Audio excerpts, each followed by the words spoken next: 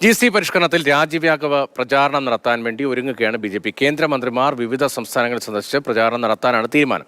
സ്വദേശി സാധനങ്ങളുടെ വിൽപ്പന പ്രോത്സാഹിപ്പിക്കാനും പ്രചാരണം നടത്തും. പരിഷ്കരിച്ച നിരക്കുകൾ നിലവിൽ വരുന്നതിന് മുന്നോടിയായി പ്രധാനമന്ത്രി നരേന്ദ്രമോദി 5 മണിക്ക് രാജ്യത്തെ അഭിസംബോധന ചെയ്യുന്നുമുണ്ട്.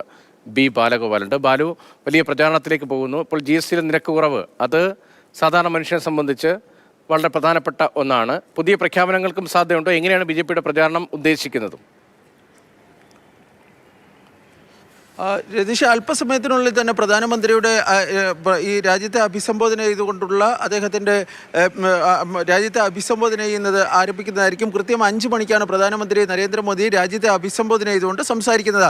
ഈ പ്രധാനമന്ത്രി രാജ്യത്തോട് എന്താണ് പറയാൻ വേണ്ടി പോകുന്നത് എന്നതിനെ സംബന്ധിച്ച് ഇതുവരെയും ഔദ്യോഗികമായ ഒരു വിശദീകരണം ഉണ്ടായിട്ടില്ല. പക്ഷേ GST നടപ്പിലാക്കിയതിന് ശേഷമുള്ള ഏറ്റവും വലിയ പരിഷ്കരണം സംബന്ധിച്ചുള്ള കാര്യങ്ങൾ, അതായത് അത് നാളെ പ്രാബല്യത്തിൽ വരാൻ വേണ്ടി പോവുകയാണ്. അതിൻ്റെ പശ്ചാത്തലത്തിലാണ് പ്രധാനമന്ത്രി രാജ്യത്തെ അഭിസംബോധന ചെയ്യുന്നത് എന്ന വിവരങ്ങളാണ് ഇതിനോടകം തന്നെ പുറത്തു വന്നിട്ടുള്ളത്.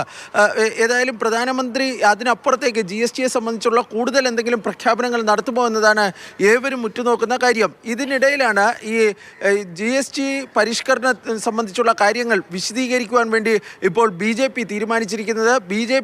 അതിനുവേണ്ടി BJP പ്രവർത്തകർ രാജ്യവ്യാപകമായി പദയാത്രകൾ നടത്തുമെന്നാണ് BJP അറിയിക്കുകയും ചെയ്തിട്ടുള്ളത്. വിവിധ കേന്ദ്രമന്ത്രിമാർ വിവിധ സംസ്ഥാനങ്ങളെ സന്ദർശിച്ച് ഈ GST പരിഷ്കരണം നടപ്പിലാക്കുമ്പോൾ സാധാരണക്കാർക്ക് ലഭിക്കുന്ന ആനുകൂല്യങ്ങളെ സംബന്ധിച്ച്, അവർക്കുണ്ടാകുന്ന നേട്ടങ്ങളെ സംബന്ധിച്ച്, സാമ്പത്തികമായി ഉണ്ടാകുന്ന നേട്ടങ്ങളെ സംബന്ധിച്ച് വിശദീകരിക്കുവാനും തീരുമാനിക്കുകയും ചെയ്തിട്ടുണ്ട്. ഏതായാലും വളരെ വിപുലമായ തോതിൽ തന്നെ ഈ GST പരിഷ്കരണവുമായി ബന്ധപ്പെട്ട കാര്യങ്ങൾ ജനങ്ങളിൽ എത്തിക്കുവാനാണ് ഇപ്പോൾ BJP ഔദ്യോഗികമായി തീരുമാനിച്ചിട്ടുള്ളത്.